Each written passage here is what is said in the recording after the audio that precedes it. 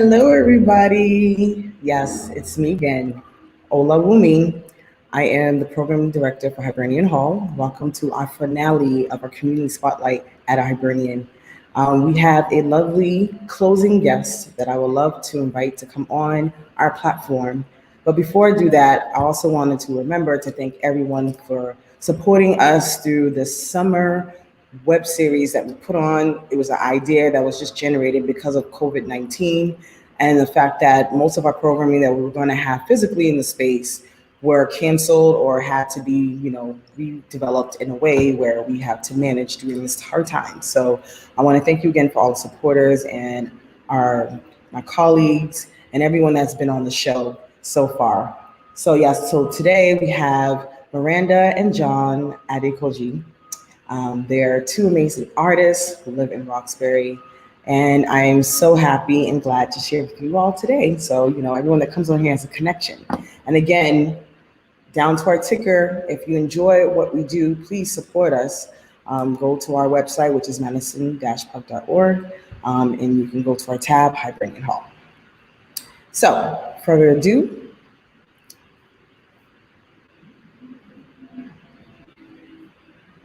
so yes, John is a film director, screenwriter, and projection designer. He's a graduate of Humboldt State University, where he earned his MFA with product design, distinction with dramatic writing, and mass and film production. As an undergrad, he majored in physics and law. John is a national award winner of Kennedy Center's ATCF Lauren Hasbury Playwriting Award for the play Street Hawker, won the National Triennial New Play Competition for Professional Writers, and was a playwriting fellow at the Tony Award-winning Huntington Theater Company. Mr. Adekoji was the recipient of the Roxbury International Film Festival Local Filmmaker Award for his documentary Street Shoulders, which also showed at the Pan-African Film Festival in Cannes, France. The World Film Festival in Montreal, as well as the Bonds Lens Film Festival in Atlanta, and for which he received the Brother Thomas Fellowship Award. He's awarded the Emerging Film Award for Knock Around Kids in his first narrative feature at the Roxbury Film Festival.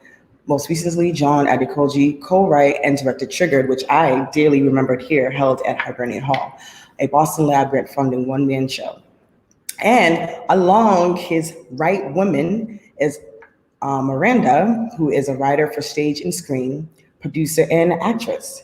So I'm sure you all have seen her around. She attended Brown University, where she graduated with a BA in Literature and Cultures in English, after which she trained in London at the Rose Bruford College for Drama and received a master's degree with distinction in theater practices. Her plays include I Am This Place, Revolutionary Spaces, Shelter of Last Resort, Front Porch Arts, a collective summer reading series, the Huntington Theater Breaking Ground reading series, Company One, Play Lab, and 36 Days. Apollinaire Theater New Play Right Reading. Wow, you guys have like a wonderful sense of background. I am sure that is the reason why you make a beautiful couple. Bob Charlie Fellowship Reading Series, Emerson College Student Workshop, In the Strongest Shape.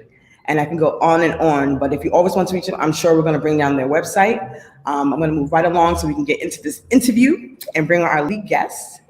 So thank you for joining me. I know, you see, I was like struggling. I was like, my goodness, you guys, like your back was like, so I'm like, let me just Miranda has a lot of stuff. Yes, but this is great. I mean, it's amazing. You guys have been putting in that work. I love that Black power couple, and that's what we need, and that's that role model that people would love to see. I mean, I'll speak for myself, but yes, welcome. Thank you. I mean, you guys can just take it away, introduce yourselves, elaborate a little bit more. I know I had to cut yours short because I just wanted to make sure we dive right in. So yes, I'm sorry. Go ahead. So what's the question? It's introducing yourself. You did everything. That's nothing I can say. Okay, I thought you wanted to add some more. The other part that's not there is Nigerian American. So I definitely have a lot of Nigerian in my work. So that's the only thing I would add to it. Yes, I'm fascinated by that. I mean, have you ever been affiliated with NYO in past years? Not yet. Okay, maybe that's something that you need to like, think about. Yeah. That'll be another subject.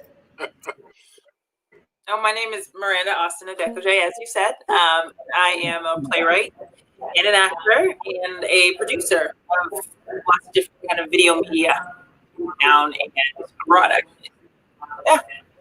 And together we are a filmmaking duo. Yep.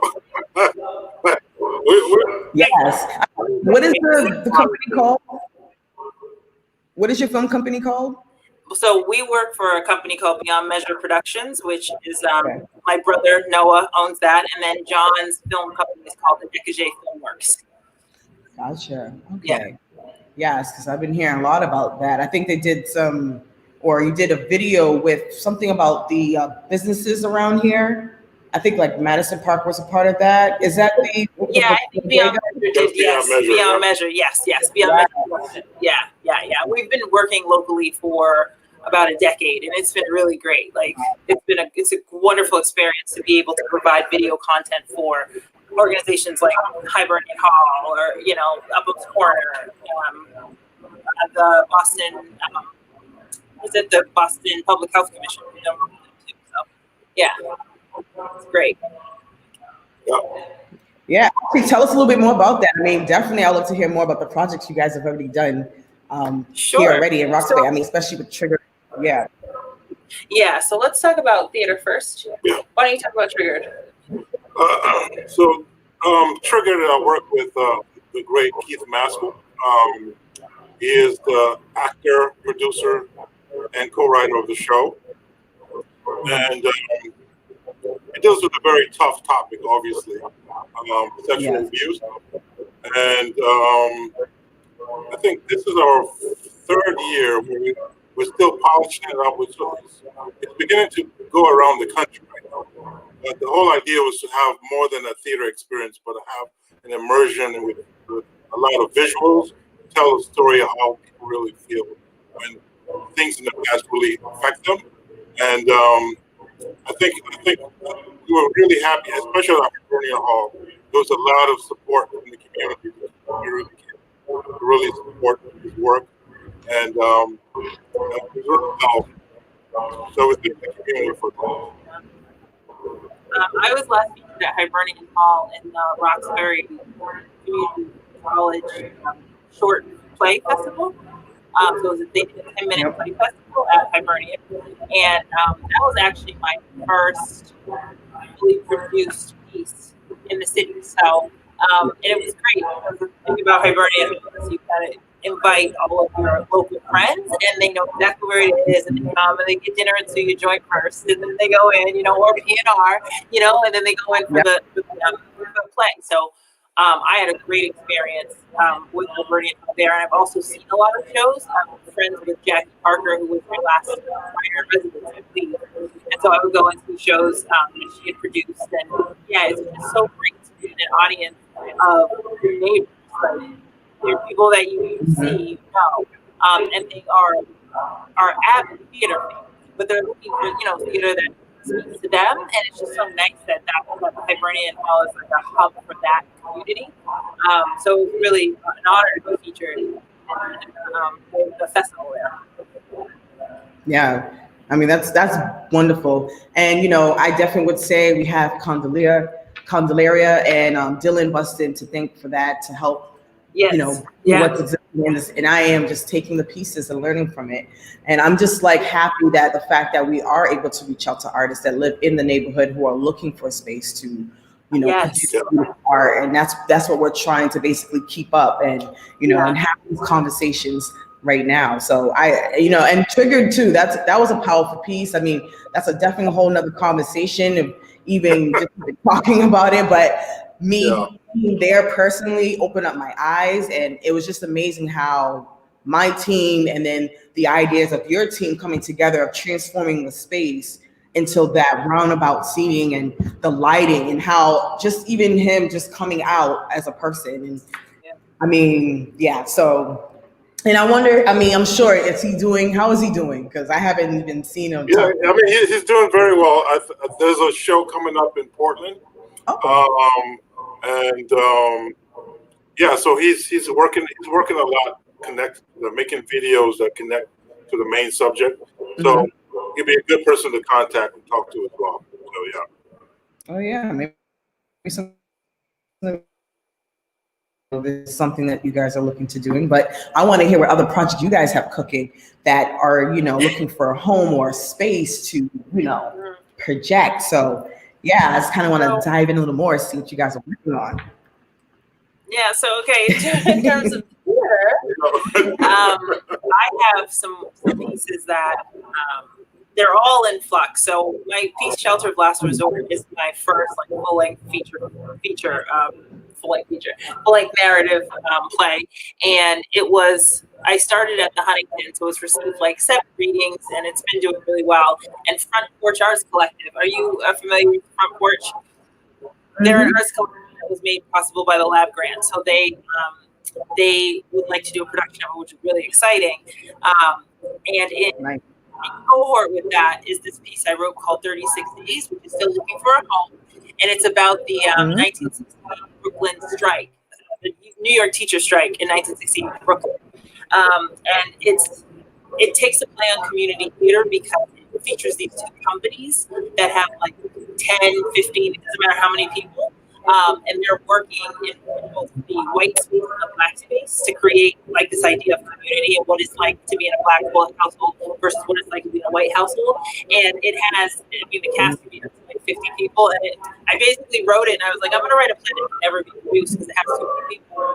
And now I'm like, actually, if it's not produced, it would be so cool, right? Because there are a lot of people who want to be in theater, who want to be on stage but don't really want to be like saying a ton of lines or doing all that. So I started it by thinking about community theater and how do you get a whole bunch of people up on stage and have a statement with it, So that's a piece that I would love to explore with Hibernian Hall, just because I think Hibernian Hall has the followership that would be interested in taking part. It would be an interactive kind of piece. So that's another piece I'm working on. And I just finished a piece by Chris about Christmas Addicts for Revolutionary Spaces, which hopefully will play at the old South House, the old South Meeting House downtown. Once everything comes in. So obviously, everything being closed down because of COVID has been I'm not gonna say it's been a challenge because a lot of work has come out of that. Like there are a lot of places doing walking plays, audio plays. We both did audio plays for the Huntington. So they're trying to find ways to get these voices out. And I think actually COVID put a spotlight on how important theater is and interactive theater and art is to the community. So I noticed that people are making a big effort to continue it now. Whereas before it was like we're all sitting here, everyone had their shows and everyone had their season. It was people, you take it for granted. But now that nothing's up, I've had more opportunities in the last 3 months than I've had in years. So that's what's going on in theater. So it sounds like taking like a positive. What was that? We missed it. Oh, sorry.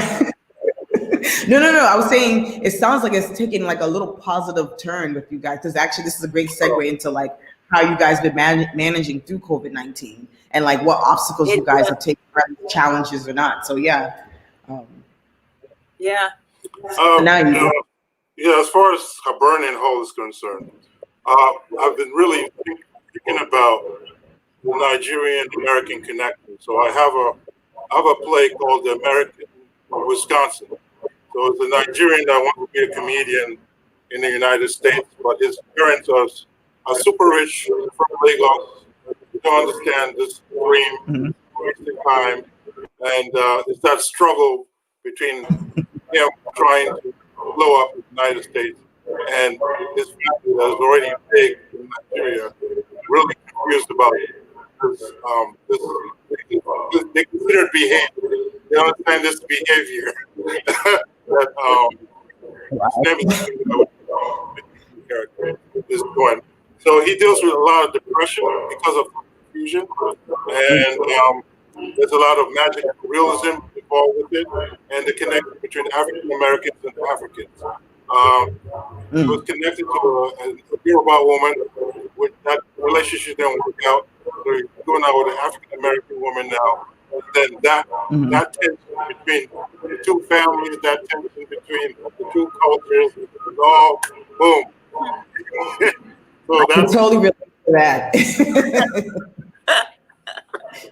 I can totally relate to that. But I that think sounds amazing. a brilliant piece for Hibernian, because I think, yeah, anybody that has parents of a different culture or generation than American can Yep. understand 100%, because it's like, who are you bringing in this house? Like, what? Exactly. You know? And it always starts off as like this splash and then like a bomb, and then everything starts to settle. Like, oh, okay, he's actually a nice person. I'm like, saying that. well, you should be a consultant. What You if know, you prove them wrong? That's the worst part. You prove them wrong, that you know, made them see why they didn't like the person, then that's where you're like, oh, I don't know. Nigerians are just interesting. I love them. I'm one of them, but you know how people are. But yes, I mean that would be an interesting piece to have, because that could be an open door for conversations that are still lingering about, you know, Africans and African Americans. It's like the line of how we think, or what's our vision, or what freedom is, or what racism is. It's totally different, but I think that's definitely a nice way to kind of start bringing that in. So we'll definitely talk, offline. that But yeah. one, that's so interesting that nowadays that same play. I wrote the play about 4 years ago. When it first came out, I can see that people were shying away from it. They didn't want, it seems like time has changed where people are, everybody's willing to talk about it all of a sudden. So it's very interesting how the play hasn't changed that much. It's the same topics that you're talking about. But now people are realizing Nigerians are Nigerians, Kenyans are Kenyans. It's not Africa. You can't just define people as the whole continent as one person. There's different kinds of people, and you can enjoy the diversity, and not just lump people up in one group and just say they're all this thing. And the same thing with African Americans. You can't just lump everybody to one mentality. So the whole purpose of the play was to make that very clear. And then also, the main character, Benga, who is Nigerian, when he moves to America, he gets a Black American girlfriend. And that's pretty funny, too, because it's so it's not only just like two different cultures, but it's also different cultures around romance and like what it means to like be romantic. Like, so yeah, and obviously I helped with that. I was like, no, like we were able to have a lot of dialogue around that, just because we got American, he's Nigerian American, so it's good. I mean, it's like a love letter between African America and the continent. It's a love letter. Well, we're trying to make it. Like coming to America, like that was like the new kind. Without the fake accent. Yeah. I know, right? And he tried. You're right. He totally tried. It's so amazing. Like, you guys have an interesting job where it's like you're storytellers, whether it's in film, whether it's writing a story or projecting, or the audios that you're doing. But like, how do you guys like find time to digress? Like, what do you do for mental health? Like, I feel like it's hard when you're always working on projects constantly. So just curious to know. We have a 17-month-old. Her name is Olawumi, and she is our greatest, I don't want to call it introduction, but just our greatest wind down, wind up. She just makes you reality check. She totally absorbs us into the world, and it's nice. Like I love it. I absolutely appreciate it. So yeah, so she's a big part of us being able to unwind and be like, oh yes, back to family. I mean, family life is important. Everything that we do in terms of our contributions as artists is important. But I think something that I've really learned in this time and as I've grown in my career is that, you can't take yourself too seriously. You almost can't take your work too seriously. You present serious work, but, it's okay to be able to laugh at yourself, make mistakes, do all those things that as an early playwright, I was like, oh no, that just can't be done. It must be perfect. And you realize that the whole process of playwriting, the whole process of workshopping is about finding the story. And it's never finished. The work is never finished, you know? The classics that we see are only classics because they're done so many times the same way. And then eventually they become classics, right? No one's rewriting them, no one's tinkering with them. But I'm sure if the writers are still around, they still have things that they're like, I wish I had changed that. Like, sure, Chris Wilson is like, things, some things still aren't cooked. They're not the way I want them to be. And that's playwriting. And once I think you understand that about the process, you can relax a little. Oh, I relaxed a lot into my work, you know. That's nice. I think for me, I also teach, so it's always refreshing to see the younger people writing, making plays, shooting films, and coming up with fresh ideas, or not. Sometimes it's not the same thing we're writing about. So it's refreshing to see that how the brain works. Check you away from what you're doing, and it really helps because you can help them their hurdles. You can see their hurdle coming. You're like, okay, you want to write yourself into a corner. Let me help you get out of that corner. Let me help you express that the way that you want it to be expressed, and that takes you away from your work. Somebody else's work, trying to make their work as fast as possible. And I have that through being an actor. So whenever I work on new work or see new work or workshopped or getting developed, I'm able to see, those questions are really interesting. How do they relate to my own work? Or I'm asking these questions about a character. What about the characters that I've written? So you do need that outside influence to kind of be able to reflect on your own work all the time. It's just be like, those are the questions that I need to be asking. Those are the situations that I need to address. And being able to do it for someone else is usually the best way to affect yours. I've found. So that's great advice too. Thank you. I mean, this was also like, how do you guys mentally wind down? But also some great advice for folks that are in the industry and who are building family. And I think that's very important. You know, I'm also, I guess I like to keep saying I'm a new mom because he's about to be to like almost 3.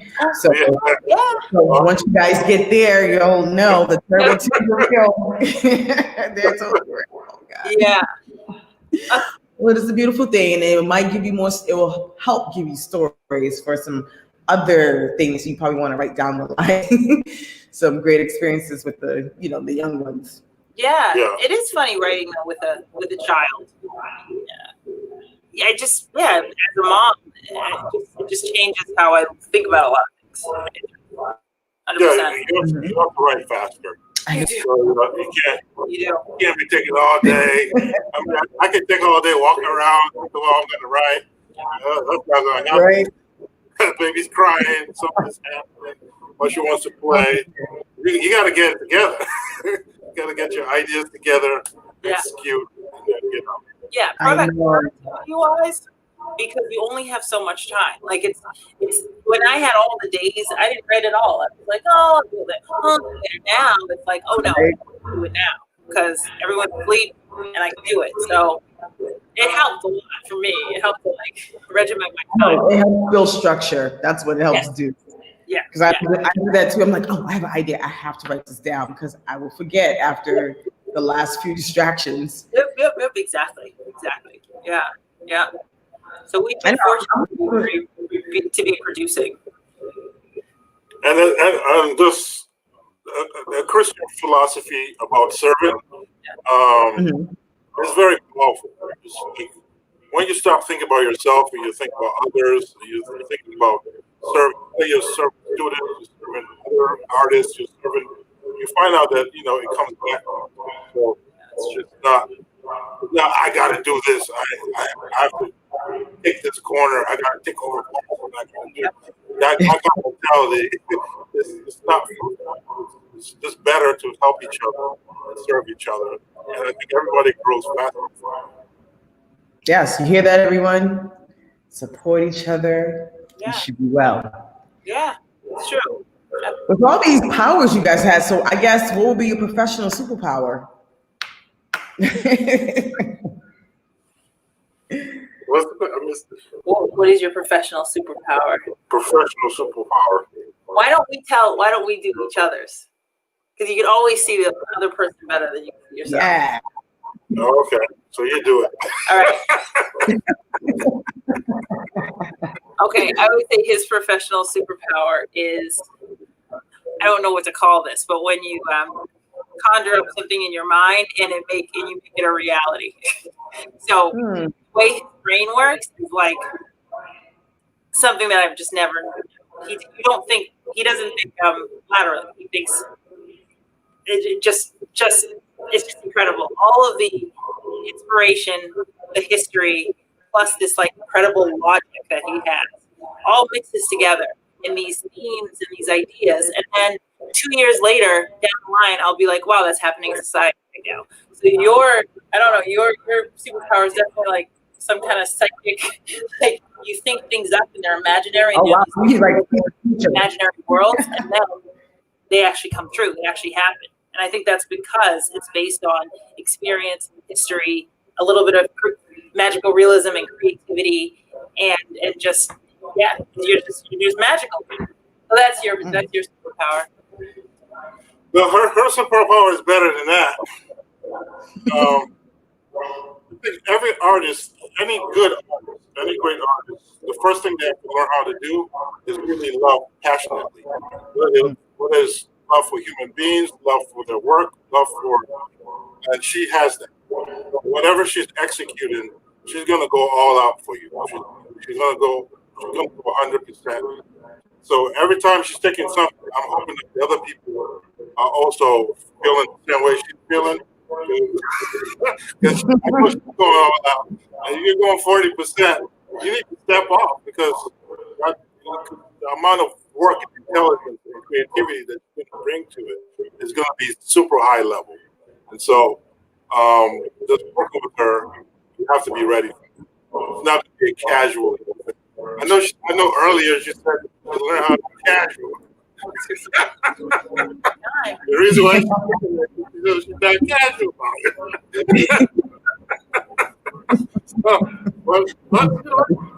we all have our characteristics, and it's good to embrace it. At least we know when it doesn't work. But most of the time, it has to be let loose, let it happen. Yeah. You have to be wonderful. You guys are like the Umbrella Academy, just two. I love that show. Yeah, that's why I was like, when you were saying that, I was like, yeah, I was like, I'm trying to remember which cast member you fall. I was like, I love it. I was just like, oh, this is awesome. It's like it really makes you look at the world and like what you should be grateful for and what you have, and it's just amazing how these artists. And I know, and we all talking about our brother that just passed away. I mean, I don't even know him personally, but I feel like he's connected the world to, and I want to make sure we pay tribute to him because that was just a very disturbing news. But the fact that he hid his illness for so long is amazing how much he's accomplished in such a short time. Yeah. I think a spirit of gratitude is so important. Yeah. I mean, that's him. Yeah, and Chadwick Boseman absolutely demonstrated that. In that every opportunity he had, he was fully engaged. Mm-hmm. Where he could lead, he would lead. He just seemed like just an ultimate actor, an ultimate creator.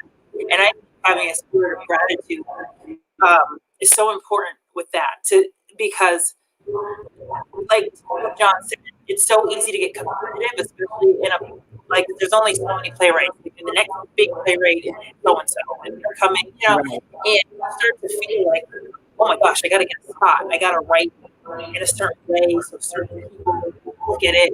And it just feels like a force, whereas if you just have a spirit of just gratitude, and through gratitude, it makes you slow down, it makes you observe things, little things in life.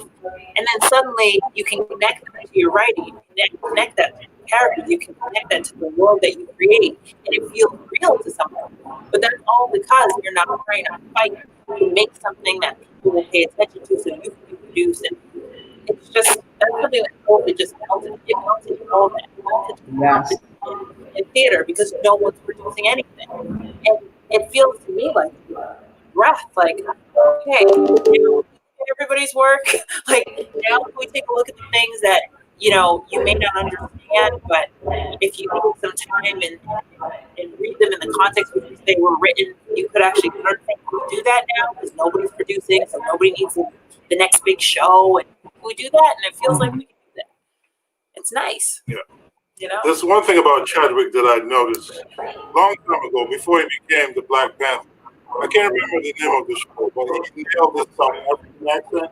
He used the same accent obviously later, but he nailed it, and that's everything we're talking about. You have to respect, you have to love culture, you have to know those things to actually do the work, make sure you sound like the people sound. Or you're just going to come out with some fake voice, and you're still going to get paid, but you're not really respecting the people that you're trying to represent. And I think that's the most important thing if you're an artist. Yes. You have to do that. A lot of people are going to get paid for not doing that, but you're not doing the work. You're getting paid, but you're not doing the work. The work is what is about. Exactly. That's real. And, icons like him and, Tyler Perry and all these others, like, African-American actors that's setting the way. And hopefully by a couple of years from now, the film industry will become more inclusive of other folks to be a part of like what's trying to transpire, and having other folks like you actually write more stories and not just be like the mainstream. And then, it was an icon for this Black Panther to have all our young kings and even our young queens to be following. I mean, I remember buying a tour and I'm looking for like, this is now a icon. Oh, you're cutting off. You cut off.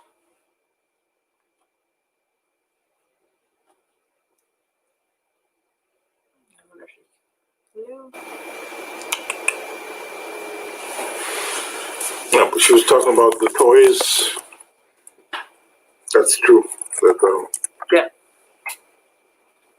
I see a lot of young people with those new toys playing.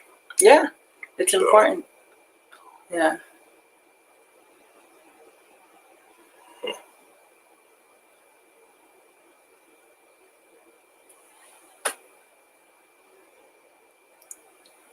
I don't know. We're frozen. I think we're live. You think we're live? John and Ran show. I think we're still. She's back. Oh, okay. I don't know what happened. Sorry, everybody. That's okay. And then I'm just like, it's just like, it just went blank. I'm like, we're just glad it was us. So yes, as we're getting coming to close, I see the time is going. This is so great, but I also wanted to also ask, like, from all this and the inspiration of it all, what would you say would be your biggest accomplishment, or waiting to be? And is there anything else that you would like us to know, what projects you're working on as we're ending and you guys closing out this beautiful conversation for the summer? I know that was 2 questions. I would say our greatest accomplishment, I think, is this relationship. And the fruit of the relationship is obviously our daughter. But also just the fact that we met as artists before we were married. We were both in the Huntington playwriting cohort. So that's how we met. And I got to know him first through a play that he wrote. I didn't know who he was, but I read his play, and I said, "This is incredible. This is incredibly written." It was just gorgeous and poetic and revolutionary. It was awesome. And then I met him, and it was like, "Oh, it's this guy. Like, I know this guy." Like, we knew each other. So we knew each other as artists first, and I think what's so important about that for anybody who's trying to maintain a career in the arts is that when he doesn't allow the things like motherhood, being a wife, those things that can take up so much of your time, he doesn't allow me to use that as a reason not to write or not to do that. He's just like, no, keep going, not an excuse. And sometimes I want that because it's so much. Like, oh, I can't write. I have to deal with this or I have to deal with that. And he always makes space and makes time, or will take something off the table for me so that I can do my work. And that's just so important. I totally agree.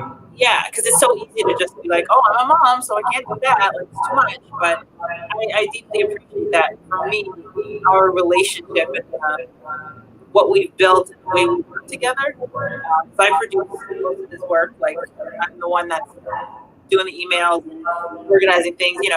I just think that's personally and as an artist, my greatest accomplishment.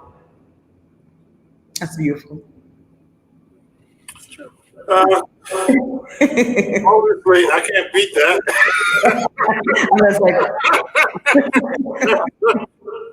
But I have to agree for the same reason. For the same reasons, I'm trying to see if she missed anything. But I think the most important thing is that we make time to do the artist. And she really fights hard for people as well. I think when you don't do that as an artist, you can't go crazy. You can't, because that is part of your being. Make something. It doesn't have to be shown on whatever channel, but you have to make it. You have to do something. You have to make something. And if you guys are not supporting each other in that element, I think it affects the rest of the relationship as well. So, us being keen on that is magical. Yeah. I totally agree. I think that's what I just heard right now. It's just like being able to communicate and listen to each other of what what you need. And being able to have that helps bring down the stress and also keep the things that you guys love and, keeps the magic moving. So I think it's like the best thing ever for, other than like a tangible thing, but that's like anyone can. Maintain your sense of humor at all times. It's looks fade, the ability to run around and do marathons, but your sense of humor, your ability to laugh at yourself and find humor in everyday stuff, to me, that's like one of the oils that greases the wheel. We laugh a lot. And Nigerians are funny. So. You already know. Nigerians are funny. They're just like natural born comedians. Like. I got a front row seat to that. Absolutely. Even if you don't want to be funny, I'm like, no, I'm being serious. Keep joking around. To find a way to uplift you in some kind of way and then annoy you at the same time. I don't know how we managed to have that, but we do all the time. But I'm glad we can take laughter and make it something positive, and that's one thing. Folks take things too serious, and knowing that life can be short or it can be long. It's just how you want to make it. And Yep. And I would say shout out for our projects. Yeah. For the audio plays for the Huntington. So I wrote about Hibernian Hall in the future. Yes. And my piece is a commentary on the erasure of Black spaces, the erasure of our communities, and the fact that the folks that we're trying to get here, not only do they not know what had to be erased for them to be here, they have the responsibility of caring about it. It's us. It's those who are here now. So that's what my play is about. It's called Virtual Attendance. And then John's play is called Rain Man. And it's about police brutality.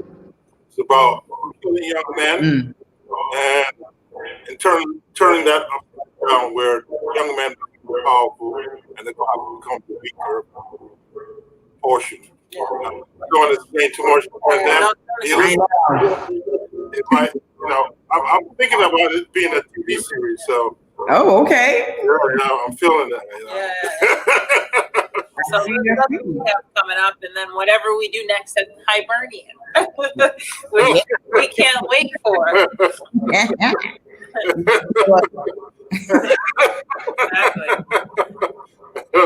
Well, I want to thank you both for helping me close out these wonderful conversations that I've had all summer. We started June 1st and we're ending August 31st. So I thought this was going to be it is a great addition to our programming. Yeah.